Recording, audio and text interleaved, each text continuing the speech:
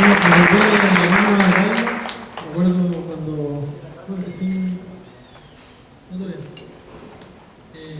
Me acuerdo que ese había sido como hace 5 años, con Carlos, yo era su ayudante en el curso de manejo ecológico de suelo, que ahora tiene como 4 años. Llegamos un día en su auto, en Palimacha, así, y me dice, ¿tú has escuchado alguna vez del bocachi? Y yo pensé, no sé, ¿qué es el bocachi? No pesqué más, pues. Pasó el tiempo, me fui de viaje, y resulta que el bocachi, que se queden al diplomado se van a dar cuenta, es una de las herramientas quizás más importantes de la agricultura orgánica que estamos practicando ahora. Así que fue como una vuelta de mano la que le hice después regalando el libro de Truman. Yo tuve la suerte de encontrar ese camino. Bueno, ella es Anja. Hace un poco más de un año decidimos salir a viajar a Sudamérica.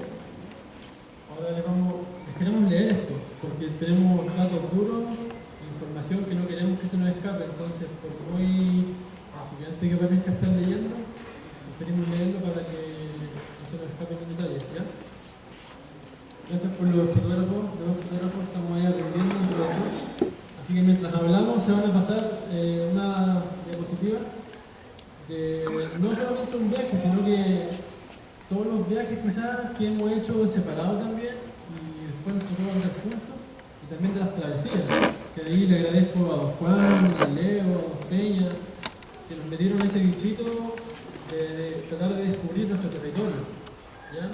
Este es un diplomado del contexto latinoamericano, ¿cierto? Así es por lo menos el título, Cooperación Latinoamericana. El principal protagonista es el territorio latinoamericano.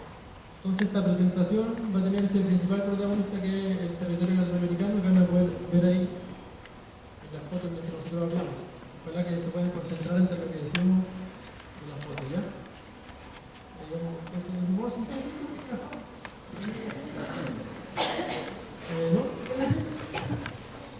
Bueno, voy a partir con una frase que dijo Manfred Max Neff, fue candidato a la presidencia en el año 1993.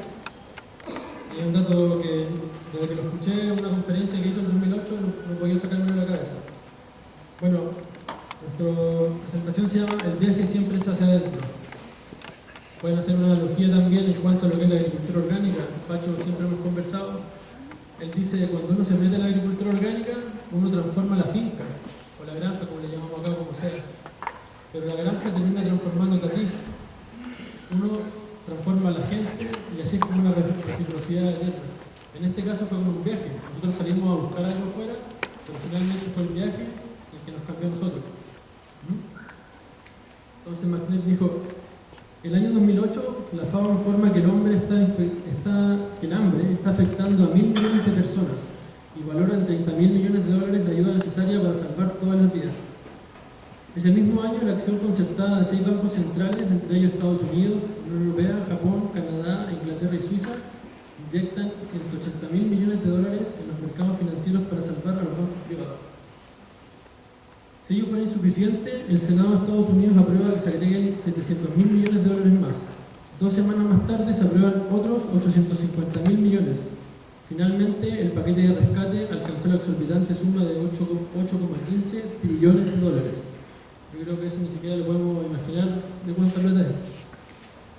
Ese es el mundo en que estamos, un mundo acostumbrado a que nunca hay suficiente para los que no tienen nada, pero siempre hay suficiente para los que tienen todo. No hay suficientes recursos para superar la pobreza, pero sobran los recursos para satisfacer necesidades superficiales. 8,15 trillones de dólares, en lugar de salvar bancos privados, podría generar, escuchen bien este dato, 270 años de un mundo sin hambre. 270. Un mundo sin miserias. ¿No sería mejor para todos, incluso para los bancos? Muchos de los que estamos acá pensamos que se puede construir un mundo diferente, pero al estar insertos en el sistema con una rutina que absorbe la mayor parte de nuestro tiempo, muchas veces ese mundo diferente queda solo como una idea, una intuición de que se puede hacer un cambio. Teníamos una insatisfacción con la realidad actual, nos dábamos cuenta de lo que está mal. El mundo está en rumbo de colisión, pero no teníamos las herramientas suficientes para hacer un cambio. Eso nos llevó a cortar las amarras invisibles y salir de la cotidianidad. Viajar para ver desde otra perspectiva, encontrar el rumbo para un cambio profundo de paradigma. Como pueden ver, en algunas fotos sale una monita nomás, que vendría siendo la Anya. En alguna otra foto salgo yo solo, que son los viajes que hicimos por separado, y los que salimos los dos porque lo hicimos juntos. Entonces, luego de recorrer por caminos separados a distintos lugares de Latinoamérica, salimos a viajar juntos, de una manera casi inocente, buscando experiencias que fueran más allá de simplemente ir a un lugar por decir que se estuvo ahí. Eso está bien de moda ahora, como coleccionar lugares turísticos. Experiencias que nos entregaran ese algo que andábamos buscando y que no sabíamos exactamente qué era. Por suerte, y si no pregúntenle al Pacho, hoy día ser voluntario en granja orgánica es relativamente fácil, porque cualquier agricultor quiere tener trabajadores gratis.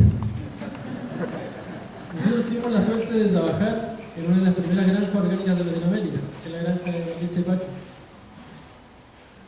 Bueno, ya les conté un poco en la introducción antes de presentar a Pacho. Una de las hijas de Pacho y Maritza, la Wally, le habla a Maritza y Pacho y les dice: mamá, unos chilenos quieren venir por una semana a trabajar a la finca, ¿qué les digo? Diles que sí, total, una semana no es nada, se pasa volando. Estuvimos casi un año al final. En este hogar, porque es mucho más que una casa, es un hogar, y si alguien de ustedes tiene la suerte de conocerlo se va a dar cuenta. Maritza y Pacho y su hijo nos enseñaron a ver la vida de una perspectiva distinta. Muy abiertos a compartir su sabiduría y sus experiencias, nos enseñaron que podemos producir casi todo lo que necesitamos, localmente, siempre respetando la naturaleza. Como les dije antes, la granja es un lugar lindo, un verdadero jardín. Se produce comida sana, sin veneno ni fertilizantes químicos. Hay árboles y pájaros por todos lados, literalmente así, por todos lados pájaros, picaflores, en la época de apareamiento de picaflores, así, impresionante. La comida quizás es la mejor del mundo. La Maritza debe ser, no sé, la cocina más rica de todo el mundo realmente. En fin, es una vida de trabajo duro, y es bien duro, en verdad. Ellos se rompen el lomo de lunes a domingo prácticamente, de sol a sol, trabajando, pero es una vida tranquila y súper sana, como les mostró el Pancho. Pero realmente, ¿qué buscan la Maritza y el Pacho al hacer esto? ¿Qué hay detrás de la granja? Bueno, para responder esta pregunta, primero debemos volar un poco para ver desde un contexto más amplio en qué está Latinoamérica y el mundo que rodea la granja, y que por lo tanto influye en sus vidas y las nuestras. Históricamente, el territorio latinoamericano ha sido habitado por distintas sociedades, como los incas, tiwanacotas, aymaras, shuar, guaraníes, changos, mapuches, mayas, solo por nombrar algunas. Muchas de estas sociedades desaparecieron antes de la llegada de los españoles, dejando grandes interrogantes para las generaciones posteriores. Ahora, tras numerosas excavaciones arqueológicas, estudios climatológicos, desciframiento de su escritura y otras investigaciones, sabemos que muchas de ellas colapsaron por sobrepasar los límites que el ecosistema en el que habitaban podía soportar. Sus acciones generaron un cambio climático local que hizo imposible continuar viviendo en ese territorio si mantenían los mismos hábitos. Muchas sociedades migraron a nuevos territorios y otras fracasaron en el intento de sobrevivir con la vaga esperanza de que todo volvería a ser como antes. Vamos a tomar el ejemplo más que conocido de la isla de Pascua, pero es interesante porque tiene datos duros. La isla de Pascua tiene un clima templado, solía tener un suelo fértil y una exuberante selva. Estuve por ahí investigando y la isla de Pascua tenía una palma que se parecía a la palma chilena y era la palma más grande del mundo. Habían abundantes aves y peces, realmente era un paraíso de natura. Las investigaciones arqueológicas estiman que los primeros habitantes llegaron a la isla en el año 900 de nuestra era. Era un ecosistema frágil y en ese entonces, incomunicado de las demás islas polinésicas y del continente americano, obligó a sus habitantes a abastecerse con lo que se producía en la isla solamente, con lo que se pescaba cerca de ella. Se estima que en su apogeo la isla fue habitada por 15.000 personas. Hay algunos que dicen más, otros menos, pero eso es como un término medio. Para esas 15.000 personas se necesitaban muchos recursos en un territorio tan pequeño. Un dato interesante que es uno de los 17 factores que Jared Diamond analiza en su libro El colapso, que se lo recomiendo mucho, es de que la isla de Pascua, a diferencia de las otras islas del Pacífico, no tenía renovación de su polvo volcánico. No había volcanes en actividad cerca, a la diferencia de la isla del Pacífico. Entonces llegó una cultura polinésica acostumbrada a ver sus suelos renovados cada, no sé, cada cierto periodo de años por los volcanes, se remineralizaban sus suelos naturalmente, pero la isla Pascua no, porque tenía todos sus volcanes inactivos. Entonces eso fue un factor que para mí por lo menos es impresionante. Los árboles se utilizaron principalmente como leña para la calefacción, cocina y ceremonias funerales. También se talaron los bosques para abrir terrenos de cultivo, para construir canoas y principalmente para transportar y levantar los famosos moai, por lo que es conocida la isla. Cuando el primer europeo, Jacob Roqueman, descubrió la isla un día de Pascua, el 5 de abril de 1722, esta no era más que una tierra baldía sin un solo árbol o arbusto que tuviera más de 3 metros de altura. Este Roqueman dijo: inicialmente, desde la lejanía, nos había parecido que la isla era arenosa, habida cuenta que creímos que la hierba mustia, el heno y las demás vegetación agostada o quemada eran arena, y que su marchita apariencia no podía producir otra impresión que la de una singular pobreza y aridez. La isla de Pascua es el ejemplo más extremo de deforestación de islas del Pacífico y uno de los más extremos del mundo. Todos los bosques desaparecieron y casi todas las especies fueron extintas. Ahí el Toromiro del Jardín Botánico aguantando de quedar como bien árboles. La deforestación trajo consigo la erosión de los suelos y con la consiguiente disminución en el rendimiento de los cultivos. Ya sin poder construir canoas, los isleños no pudieron pescar mar adentro. Las aves terrestres se extinguieron y la población de aves marinas que anidaban en las costas se redujo a 1/3 de la población original. Dijimos que en el apogeo esta isla estuvo habitada por 15.000 personas, pero en el año 1877, por diversos factores que no vamos a mencionar ahora, llegaron a ser 112 personas.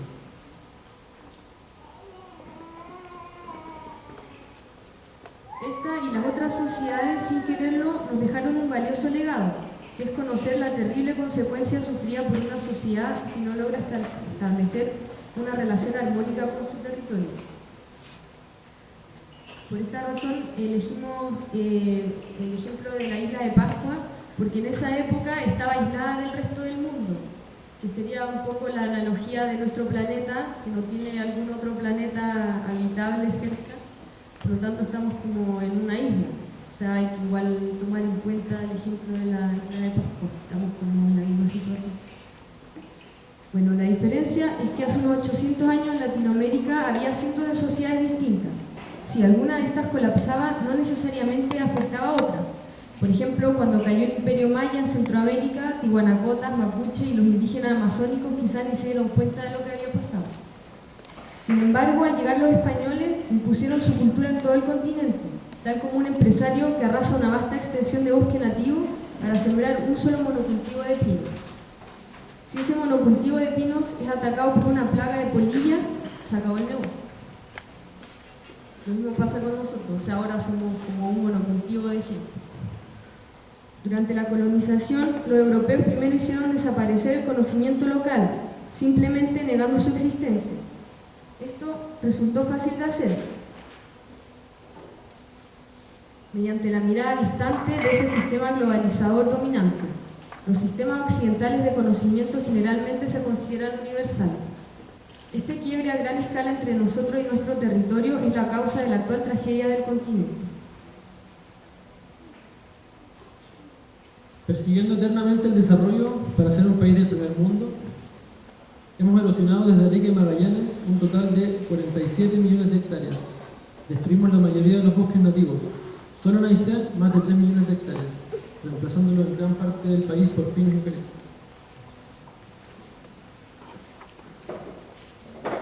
Mirados desde arriba, no somos más que un monocultivo humano. Un monocultivo de la mente que se manifiesta en todo, en las ciudades que construimos, la educación que recibimos, la agricultura que practicamos, los alimentos que comemos, los idiomas, los deseos, todo. Un ejemplo de esto, en nuestra gran diversidad climática y geográfica, tenemos en el extremo norte, donde habitaron los changos, y a más de 4.000 kilómetros en el extremo sur, en la Tierra del Fuego, estaban los Selknam, más conocidos como los monos, ¿cierto? Me parece que eran los monos, sí. Dos sociedades únicas arraigadas a sus respectivos territorios, completamente diferentes. Hoy en esas regiones encontramos Arica y Punta Arenas, dos ciudades con la misma genética.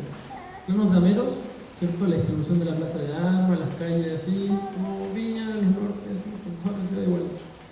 Donde los jóvenes reciben una educación idéntica. En la mesa de los hogares encontramos casi la misma comida. y donde las leyes que rigen el quehacer de estos habitantes son decididas a Santiago, a más de 2.000 kilómetros de cada una de esas ciudades, y de pasada con nula representatividad de ellos. Acá un dato histórico, cuando los europeos llegaron a colonizar la Patagonia, trajeron con ellos las ovejas y el alambrado. Ustedes han leído a Francisco Conoano, supongo alguno, un famoso chileno, relata la historia del monaco blanco. En enormes extensiones iniciaron la explotación de la pampa. Lo que no se esperaban era que estos Selknam, los habitantes de la Tierra del Fuego, pensaron que las ovejas eran una nueva raza de guanacos. Pensaban que eran guanacos enanos o guanacos blancos, como le llaman. Sin conocer la propiedad privada, comenzaron a cortar los alambres y comenzaron a cazar a los guanacos. Al poco tiempo, los terratenientes pagaban a sus trabajadores por ovejas de indio. Y eso lo podemos preguntar. Yo tengo amigos que los abuelos de ellos, que trabajaban con la sociedad explotadora de Tierra del Fuego, cuando se integró la sociedad explotadora, les dieron piedra, pero cuando eran trabajadores, abuelos tenían amigos mataron indios. En ese tiempo era normal. En el año 1974 falleció Ángela Lloyd, la última mujer puramente celta. O sea, esta cuestión se acabó hace poquito, ¿no? Muchos de ustedes están vivos todavía. De la misma forma, quizás los únicos vestigios de los changos, ¿cierto?, los indígenas del norte, son los conchales acumulados por siglos en las playas del litoral. En esta sociedad, al igual como ocurre en un monocultivo, la diversidad es considerada una maleza, por lo tanto, se destruye. El crecimiento económico bajo cualquier costo ambiental y social es la meta y la obsesión. Realmente es poco lo que aprendimos de estas sociedades pasadas. Estamos cegados por la ciencia, que dice que la naturaleza es algo ajeno al ser humano y que cualquier problema puede ser solucionado con tecnología más avanzada, que algún científico alemán o japonés ya va a encontrar la solución. En las ciudades donde todo es mercancía, algunas personas buscan una alternativa al sistema actual y nuestra forma de relacionarnos con la naturaleza, pero son muchos más los que no ven el problema y menos la solución. En el campo, los campesinos viven como mendigos arrollados frente al Padre Estado, que les ofrece regalos, subsidios para fertilizantes químicos y venenos, tecnología y conocimiento científico. El agricultor siembra monocultivos solo para comercializar, ya no siembra su alimento, y por eso necesita dinero para todo, pero no tiene suficiente, porque todo se va a la industria química y a los bancos, que cada día son más ricos y poderosos. Las potencias del norte nos han dictado que tenemos que llegar a ser tan industrializados como ellas, por eso el desenfreno por el desarrollo económico se ha extendido por toda Latinoamérica. Acá Carlos se va a notar que sacamos un concepto súper interesante. Cuando estamos en la universidad hablamos de todo esto. Esta sociedad actúa como un cáncer, ¿cierto? Crecer por crecer. Como una metástasis que se desarrolla frenéticamente en cada rincón del continente, absorbiendo su vida, matándolo lentamente. Al final, un cáncer no es más que una parte de un organismo que se vuelve psicótica. Se desentiende completamente de ese todo que le da vida. Solo crece, crece y crece. Pongamos el ejemplo de la comuna de Puchuncaví, aquí cerquita. Es una zona de sacrificio, que le llaman, de la región de Valparaíso. Se trata de un área de alta concentración industrial que ya en 1993 fue declarada zona saturada de contaminación por anhídrido sulfuroso y material particulado respirable. La situación de contaminación en Ventanas ha tenido episodios críticos, en los que destaca una serie de eventos de intoxicación de decenas de niños y adultos en la escuela de la Greda de Puchuncaví durante el 2011, producto de las nuevas químicas tóxicas. Esto es una noticia más que conocida, ¿cierto? La contaminación industrial también ha afectado las actividades económicas tradicionales de este sector, como la pesca artesanal. Los pescadores de Ventana ya no pescan, sino que cambiaron su oficio a los recolectores de algas, ante la escasez de peces y mariscos que antes abundaban en la bahía. Sin embargo, se han seguido instalando y aprobando nuevas industrias, entre ellas las termoeléctricas de carbón. Creo que hay como 5, podrán estar construyendo otras, ¿no? Podemos seguir con estos ejemplos psicóticos en todo el país. La provincia de Petorca sin agua por monocultivos de palto de exportación, la región de la Araucanía sin bosques ni agua por el impacto de la industria maderera, el valle del Choapa contaminado con metales pesados por la minería industrial, experimentos con semillas transgénicas en el valle de Azapa, esclavitud, como le llamo yo, con el sueldo mínimo en la fruticultura industrial de la zona central. Yo hice mi práctica profesional en una empresa exportadora de un árabe, 1000 hectáreas de un monocultivo de manzana. Creo que entraban como 700 temporeros a cosechar las manzanas y la cosecha. con sueldo mínimo, baños químicos, viviendo a más de 4 horas de su familia.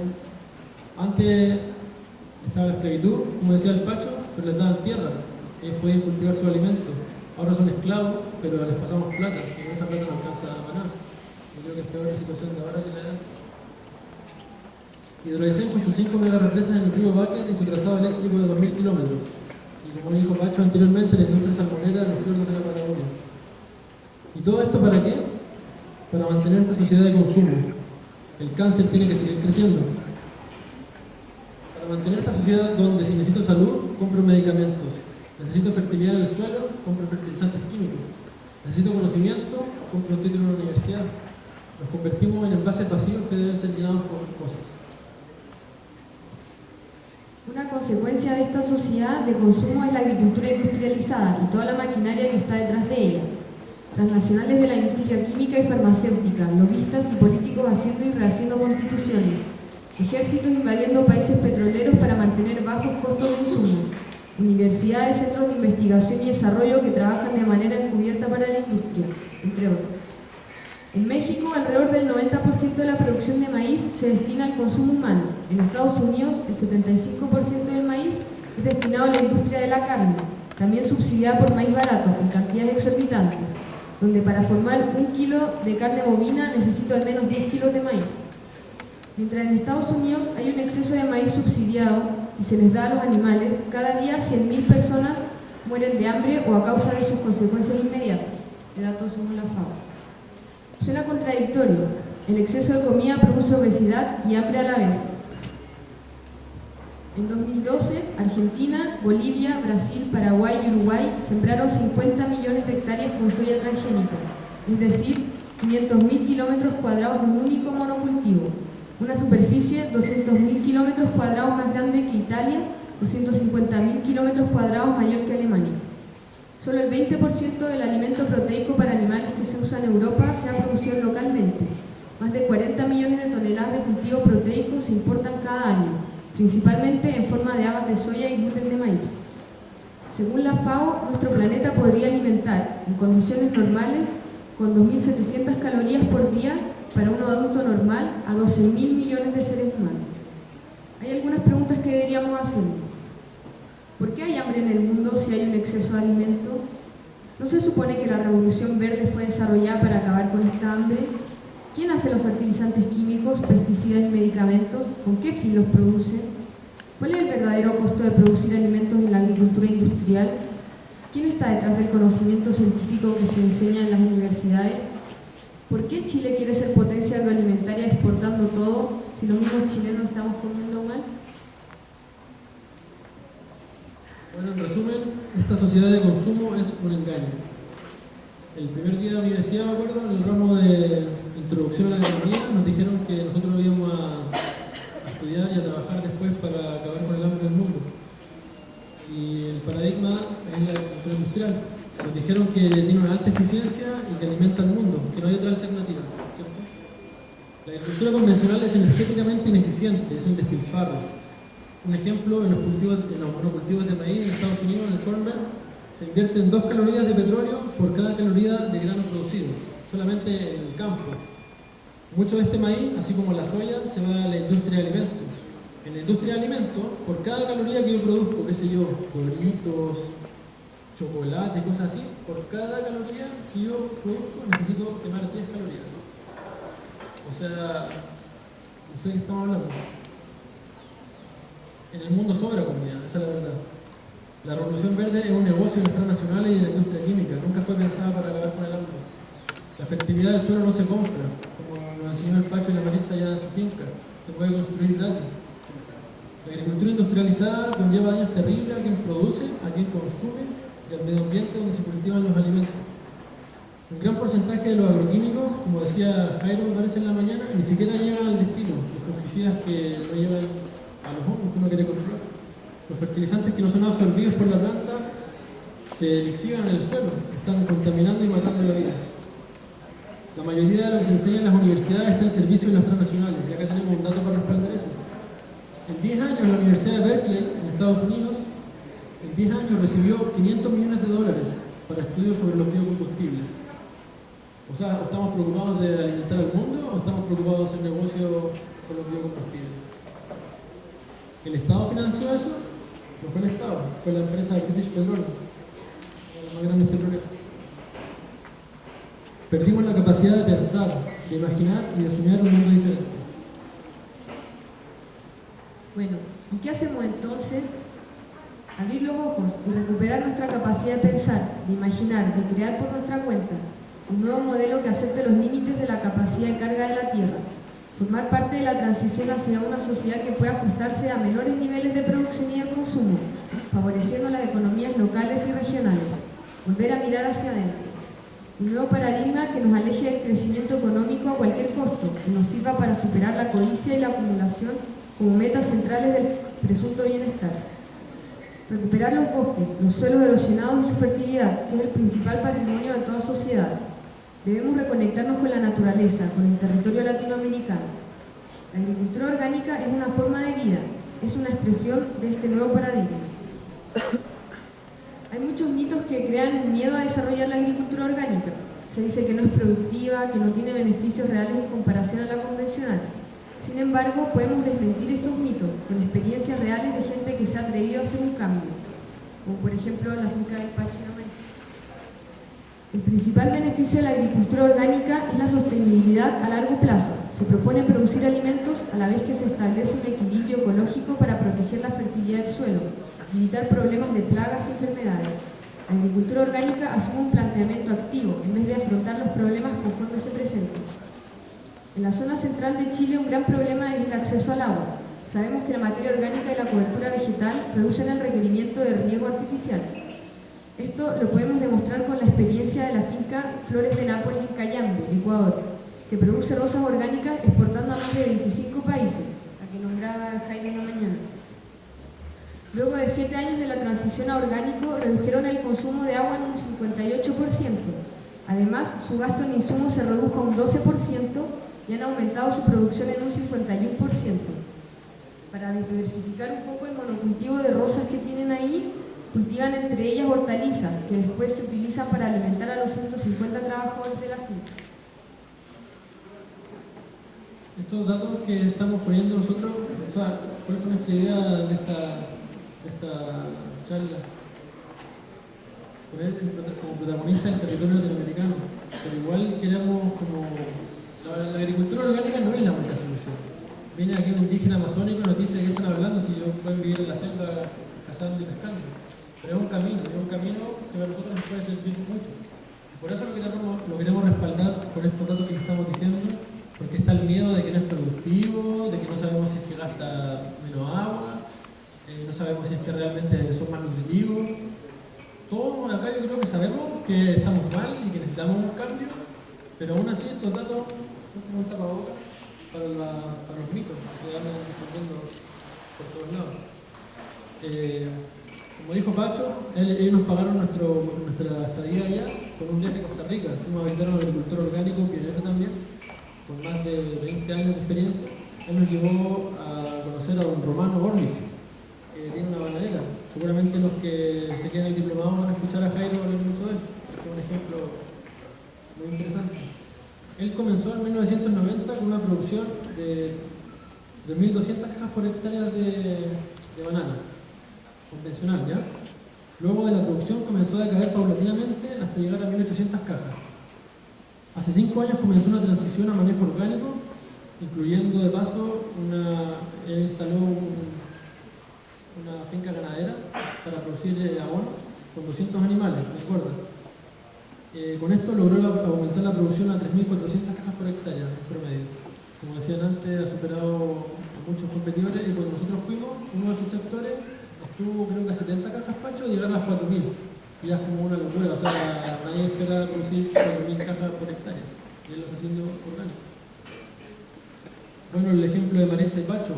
Han estado cosechando hortalizas orgánicas 3 veces a la semana durante todo el año por más de 30 años.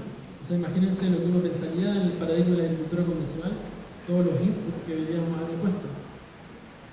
Cuando llegaron a vivir, el suelo tenía como mucho, Pacho, 2% de materia orgánica, 1.5%. Ahora tiene 12%.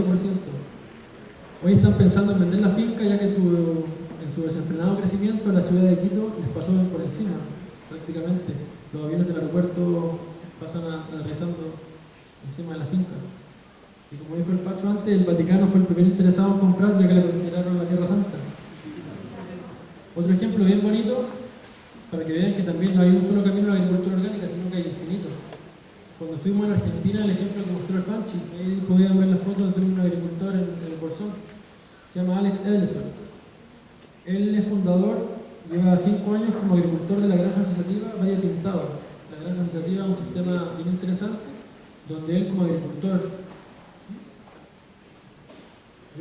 agricultor, sin tierra, se consigue a los consumidores, él le hace un presupuesto anual para producir tanta cantidad de comida, ellos le pagan por anticipado y después le reparte a la semana. Un agricultor sin tierra es impensado, ¿no? Bueno, ahí está el ejemplo. La fundó con 15 miembros. Todos los miércoles llega una camioneta con uno de los asociados a recoger los cajones que el Alex y otros miembros como nosotros, voluntarios, preparábamos. Además, él es miembro y fundador de una cooperativa de trigo limpio. Ellos le pagan a un agricultor para que les cultive cereales orgánicos, donde almacenan y distribuyen cereales para todos los asociados. Bueno, ahora están en su tercer año de este proyecto de trigo limpio y con la plata que se ahorraron, comprando la harina orgánica en comparación a la harina convencional, están comprando un segundo silo para empezar a vender ya cereales orgánicos. Sin embargo, la agricultura orgánica no se trata solo de técnicas de producción limpias, ni de un diseño ecológico eficiente, es mucho más que eso. La agricultura orgánica es subversión frente a esta sociedad de consumo, es una manifestación de querer construir un mundo diferente. Es economía local y no global, es salud sin medicamentos, es una familia unida, hogar y no solo casa, es construir la fertilidad del suelo sin depender de las guerras que suceden al otro lado del mundo. Es formar alianzas entre hombres, animales, microorganismos, insectos, árboles, el sol y la luna. Es interdependencia y no dependencia. En la agricultura orgánica, el alimento no solo es una mercancía, es vida, tanto para quien la consume como para el suelo que lo produce. En la agricultura orgánica, gran parte del conocimiento viene de la naturaleza, de un bosque de alerces, de un humedal, de una montaña, donde no se busca entender todo, sino que aprender a observar, a seguir sus patrones e imitarlos. En la agricultura orgánica, el conocimiento no se compra ni se vende, se comparte, se enriquece cada día, es de código abierto, las palabras sobran, la experiencia es todo. La agricultura orgánica es diversidad. Ninguna granja orgánica es igual a otra, ni debería serlo. Hay tantas posibilidades como personas en el mundo. No importa si se le llama agricultura orgánica, postindustrial, natural, biodinámica, permacultura, biológica, todos somos parte de lo mismo, tenemos que ser inclusivos. Es un movimiento sin líderes, sin dueños y sin nombre. Las necesidades que debemos resolver son la subsistencia, la protección, el afecto, el entendimiento, la participación, tener un tiempo para el ocio, la creación, la identidad y la libertad. Todo esto lo podemos resolver. Tenemos todo para vivir bien en armonía con la naturaleza. Lo que salimos a buscar en el viaje no estaba allá afuera. La solución está en nosotros. De alguna forma, el viaje siempre hacia adentro. Bueno, el texto terminaba ahí, pero quisimos agregarle algo que aprendí del Pacho. No nos crean a nosotros. O sea, no porque estamos acá adelante hablándoles, vayan y se compren la pomada y vayan a lo que estamos hablando. Queremos que vayan a Ecuador a ver la finca de la Maritza y el Pacho. No. Queremos que conozcan la finca ganadera de Cristina y Eric, vecinos de ellos que tienen una finca hermosa, completamente diferente a la de ellos, pero complementaria. Creo que son 50 hectáreas que tienen, en un lugar donde se permite agricultura más extensiva, como irse a Osorno por acá, por ejemplo. De las 50 hectáreas, 30 o 20 hectáreas son puro bosque nativo, y el resto son pastizales. Él es un agricultor de pasto, y el Pacho asocia, que serán unas 20, 30 hortalizas distintas, 25. Él asocia 10 animales distintos. Escucha, es una cuestión espectacular. Es una simbiosis entre el pasto, los animales y el bosque. Vayan y conozcan la florícola de Consuelo y Fausto, la que decía en la mañana. Vayan a Costa Rica a conocer el pequeño paraíso que construyeron esta familia, Flor, JJ y su familia. En 7.000 metros cuadrados han podido formar una familia, dar la educación universitaria, tener una buena casa, vivir tranquilos. ¿Qué más se puede pedir? Vayan a ver la finca bananera de Don Romano. como decía Jairo en la mañana, la cuestión de tamaño no importa, o sea, puede ser media hectárea, pueden ser 4 hectáreas, 50 o no sé cuántas son las de Romano, casi 1000 hectáreas. Una cosa hermosa que vimos en la Feria Verde de San José, una feria de puros productos orgánicos, no solamente hortalizas, con más de 40 puestos, con toda la diversidad de productos que se puedan imaginar, organizadas por los ciudadanos, por los consumidores. Ellos se dieron cuenta de que los agricultores tenían que cultivar la tierra y que los consumidores tenían que organizarse. En ese sentido, yo en la mañana cuando una señora que estaba por ahí preguntó, bueno, ¿qué hacemos para difundir esto? Bueno, vaya, acá está el Esteban, está el Max con el Cristian, ellos están produciendo, vendiendo hortalizas orgánicas, métanse a internet, investiguen qué están produciendo y apoyen a esa gente. Sino que le vaya y produzca, no le digo a usted mismo, sino que como en general digo, tenemos que tomar acciones. Vayan a Argentina a conocer la finca de Alex, la granja asociativa. Vayan y díganles a ellos que no se puede hacer orgánico. Estamos viviendo una época difícil, pero a la vez una época clave, muy bonita, donde tenemos acceso ilimitado a la información y al conocimiento.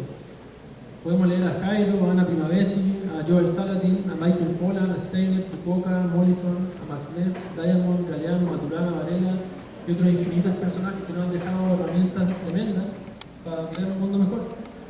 Ahora es cuando.